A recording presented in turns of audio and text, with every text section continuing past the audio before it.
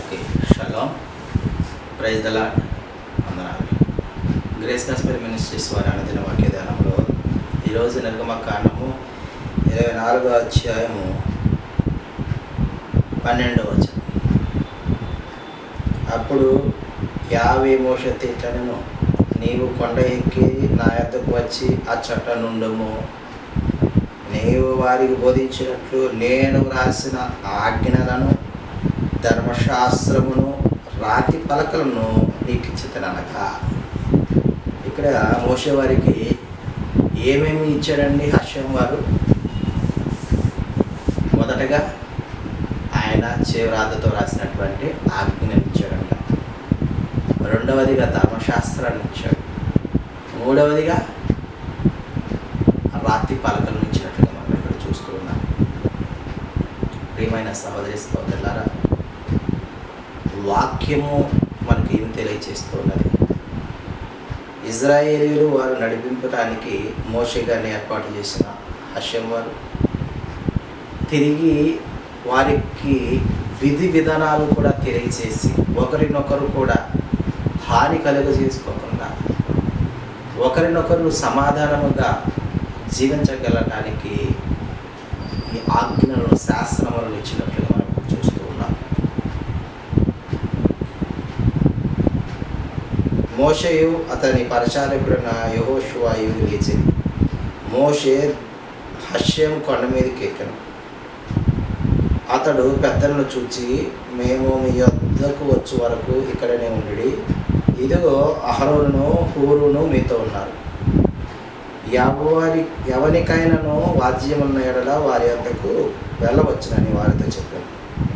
మోషే కొండ మీదకి ఎక్కినప్పుడు ఆ మేఘము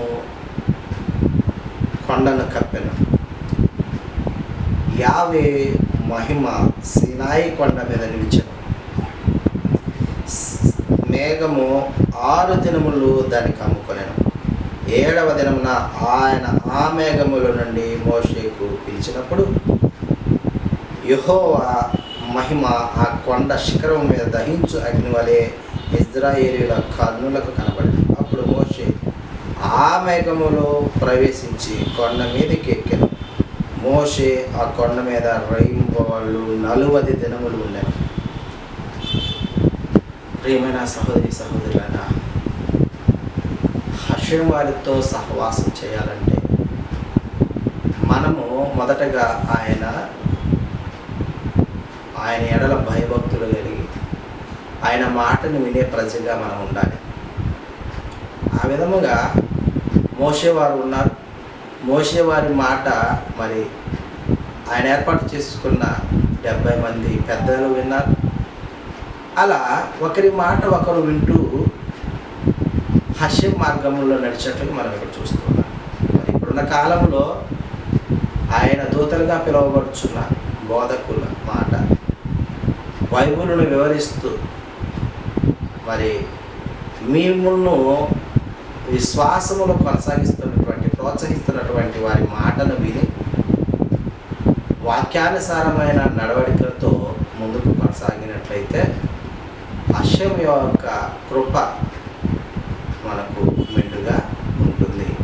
అదే విధముగా వారు ఏదైతే బోధిస్తున్నారో ఆ బోధనకు తగినట్లుగా మనల్ని మనం మలుచుకుంటూ మన కుటుంబాలను నడిపిస్తూ